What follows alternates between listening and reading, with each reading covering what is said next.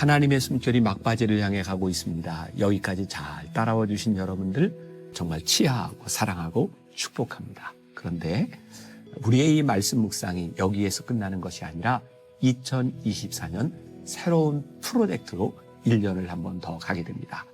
하나님의 숨결 기억하시죠? 카테큐메네테라고 하는 초대교회 성도들이 이 정도는 공부했을 것이다.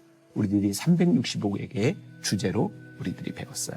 또 조금 더 유식한 말을 하나 쓰자면 렉시오 디비나 콘티누아, 렉시오 디비나 성경을 읽는데 콘티누아 연속적인 방법으로 우리들이 통독하며 2024년을 한 번 더 가보려고 합니다.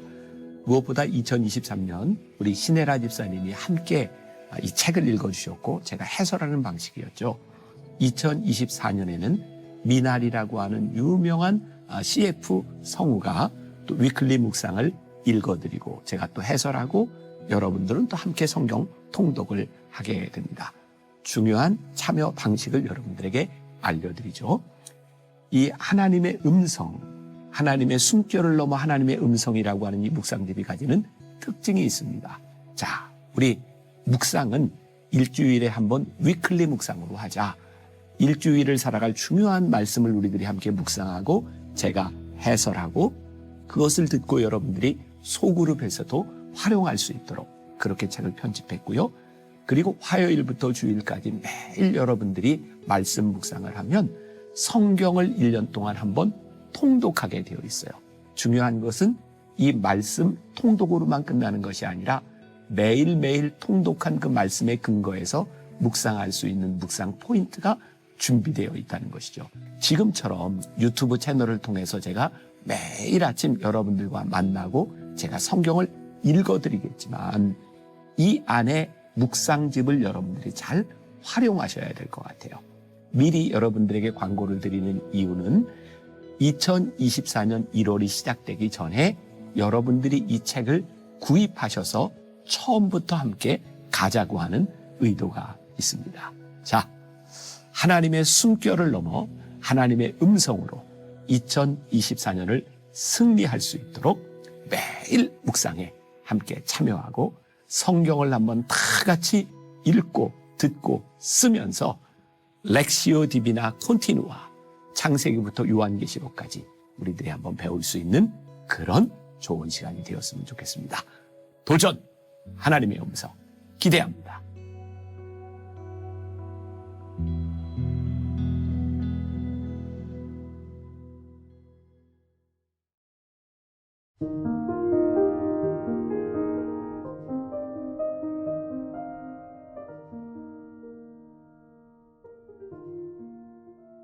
그리스도를 얻으라.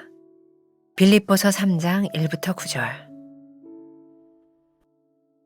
끝으로 나의 형제들아 주 안에서 기뻐하라. 너희에게 같은 말을 쓰는 것이 내게는 수고로움이 없고 너희에게는 안전하니라. 개들을 삼가고 행악하는 자들을 삼가고 몸을 상해하는 일을 삼가라. 하나님의 성령으로 봉사하며 그리스도 예수로 자랑하고 육체를 신뢰하지 아니하는 우리가 곧 할례파라. 그러나 나도 육체를 신뢰할 만하며 만일 누구든지 다른 이가 육체를 신뢰할 것이 있는 줄로 생각하면 나는 더욱 그러하리니 나는 8일 만에 할례를 받고 이스라엘 족속이요 베냐민 지파요 히브리인 중에 히브리인이요 율법으로는 바리새인이요 열심으로는 교회를 박해하고 율법의 의로는 흠이 없는 자라. 그러나 무엇이든지 내게 유익하던 것을 내가 그리스도를 위하여 다 해로 여길 뿐더러 또한 모든 것을 해로 여김은 내 주 그리스도 예수를 아는 지식이 가장 고상하기 때문이라. 내가 그를 위하여 모든 것을 잃어버리고 배설물로 여김은 그리스도를 얻고 그 안에서 발견되려 함이니 내가 가진 의는 율법에서 난 것이 아니요 오직 그리스도를 믿음으로 말미암은 것이니 곧 믿음으로 하나님께로부터 난 의라.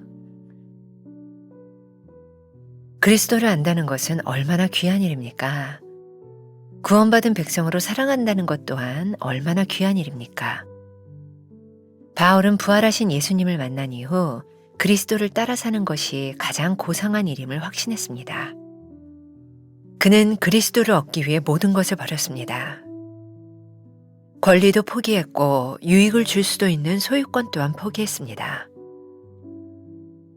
그는 하나님을 주인으로 모시는 일에 걸림돌이 되는 모든 것을 다 내려놓았습니다.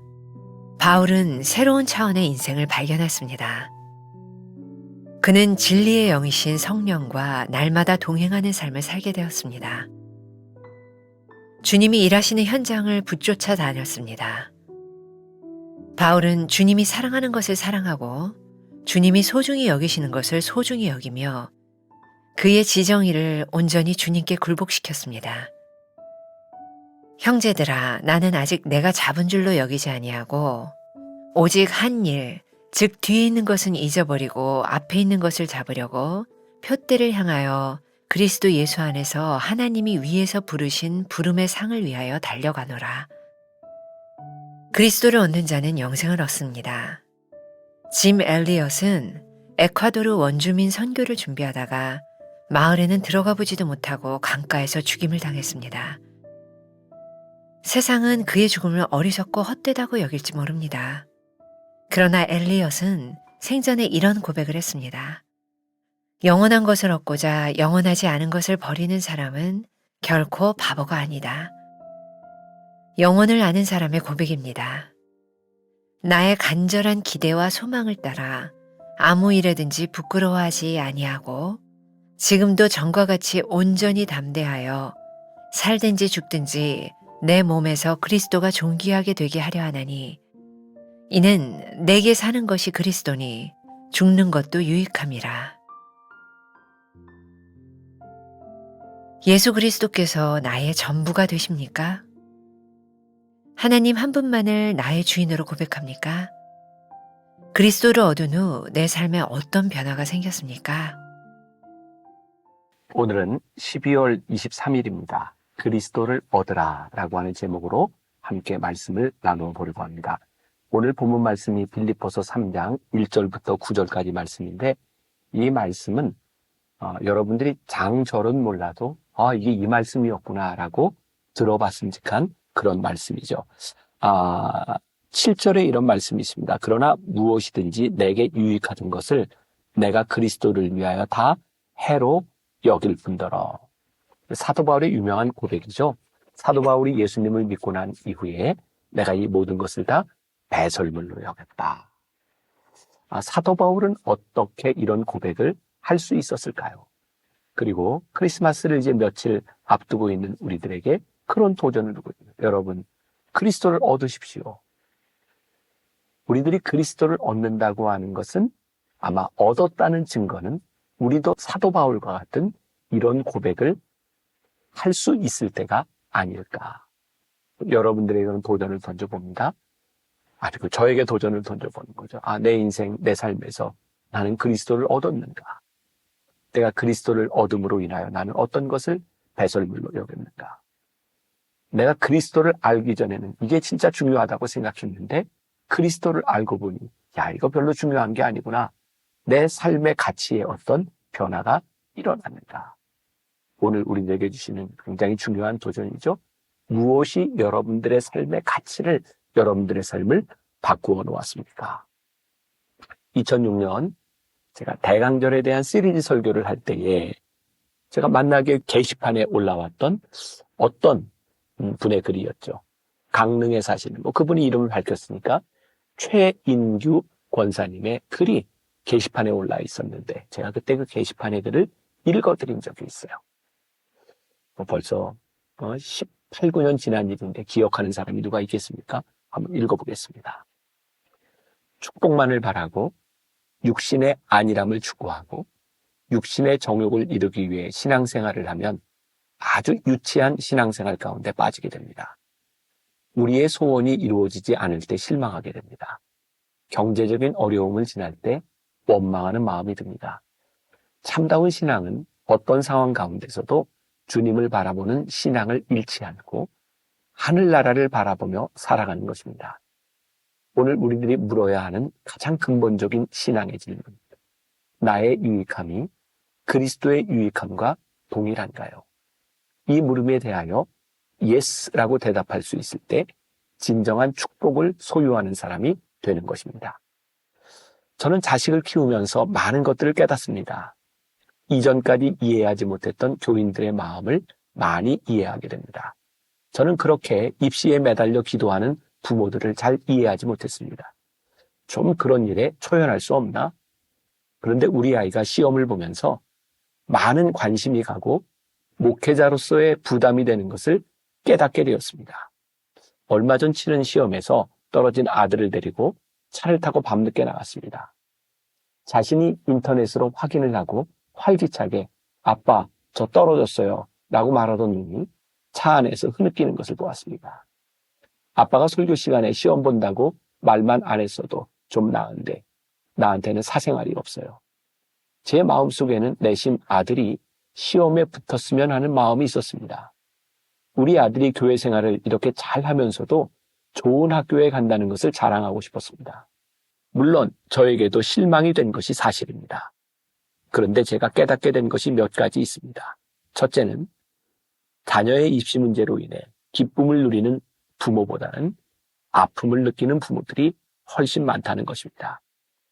8대 1의 경쟁률에서 아들이 합격했다면 저는 소수의 사람들의 마음만을 알았을 것입니다.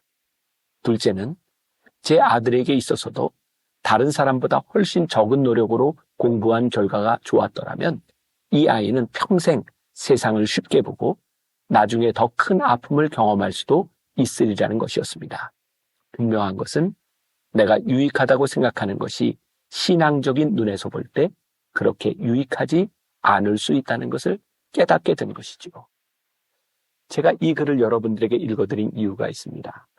제가 너무 신학적이고 신앙적으로 고상한 이야기를 한다면 이게 우리들의 삶에 무슨 연관이 있어 라고 이야기할지 모르지만 사실 아이의 입시의 문제를 가지고 느끼는 이런 부분들은 신앙을 가진 사람이나 그렇지 않은 사람이나 똑같이 느끼는 부분이 될 수 있을 것 같다고 생각합니다. 제가 말하고 싶은 포인트는 우리들이 생각하고 있는 가치와 세상에서 생각하고 있는 가치가 전혀 다르지 않다면 내 자식이 시험에 붙고 떨어지고의 문제에 있어서 우리들이 느끼는 감정들이 하나님을 믿는 우리들이나 세상 사람들이나 전혀 다르지 않다면 우리들이 그리스도를 얻은 사람이다 라고 말할 수 있을까? 제가 미국에서 유학 시절 공부할 때도 저에게는 굉장히 큰 하나님의 은혜였던 적이 있어요. 미국에 있는 부모들, 자녀들, 좋은 대학을 보내려는 사람들, 잘된 자녀들을 가진 부모들이 자랑하는 사람들. 근데 그때 참 신기했던 건 교회에서 제 눈에 들어왔던 사람들은 자식을 자랑하는 부모들이 아니라 자식을 자랑할 수 없는 부모들의 아픔이 제 눈에 보였던 거예요.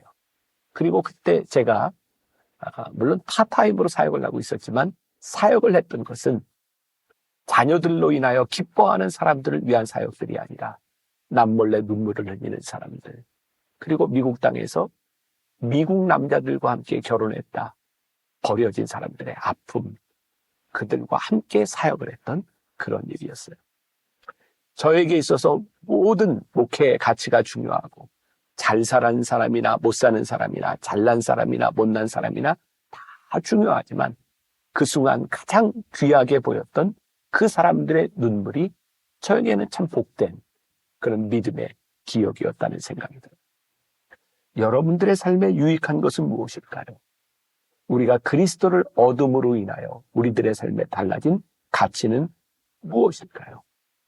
사도 바울은 오늘 본문 이후에 빌립보서 3장 13절과 14절에서 정말 멋진 이야기를 합니다. 형제들아, 나는 아직 내가 잡은 줄로 여기지 아니하고 오직 한 일, 즉 뒤에 있는 것은 잊어버리고 앞에 있는 것을 잡으려고 표대를 향하여 그리스도 예수 안에서 하나님이 위에서 부르신 부르심의 상을 위하여 달려가더라. 그가 얻으려고 생각하고 달려갔던 것은 세상과 다른 가치의 것이었다고 생각해요. 그리스도를 얻기 위하여 그가 달려갔던 그것은 무엇인가? 그것이 사도 바울에게만 있는 것이 아니라 오늘 우리들에게 어떤 가치를 가지고 있는가? 사도 바울에게 있어서 하나님의 숨결 마지막 문단에 그리스도를 얻는 자는 영생을 얻습니다 라는 고백이죠. 내가 그리스도를 얻는 것은 영생을 얻는 일이기 때문에 그 어떤 것과도 가치 있는 일이기 때문에 그것을 향해 달려갈 수 있는 인생. 크리스마스에 예수님이 오심이 우리들의 인생에 새로운 목표를 주고 우리들의 삶을 새롭게 만들어줄 수 있다면 우리는 진짜 주님의 오심을 잘 기다리는 사람이 아닐까라는 생각을 하게 됩니다. 여러분들 책 마지막 문단에 짐 엘리엇에 대한 이야기가 있죠. 짐 엘리엇 많이 들어보셨죠?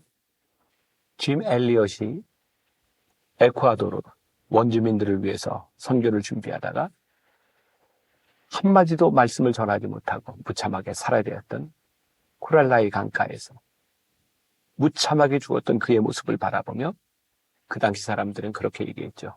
What a waste. 왜 그의 인생을 낭비하는가. 짐 엘리엇은 똑똑한 사람이었고 장래가 촉망되는 사람이었고 그렇게 인생을 죽는다는 것은 세상에서 볼 때 낭비처럼 보이는 일이었어요.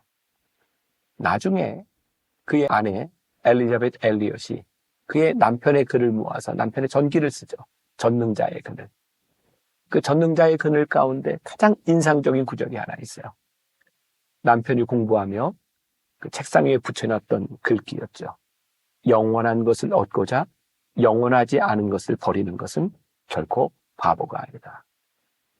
그는 그리스도를 얻기 위하여 그의 인생에 가장 가치 있는 일, 영원한 것을 얻기 위하여 유한한 것을 버렸던 사람입니다. 세상은 그를 향해 인생을 낭비했다고 이야기할지 모르지만 하나님은 그의 인생을 통하여 너무나 귀한 것들을 얻으셨어요. 많은 생명을 얻으셨어요. 그리스도를 얻으라. 그것이 얼마나 가치 있는 일인지를 고백하는 사람들. 그것이 그리스도를 믿는 사람이요. 지금 이 대강절에 주님을 기다리는 사람들의 모습입니다.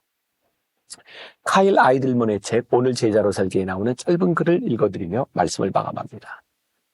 예수님은 우리의 모난 구석들을 깎아 행동과 성격, 태도를 개조하기 위해서 이 땅에 오신 게 아니다.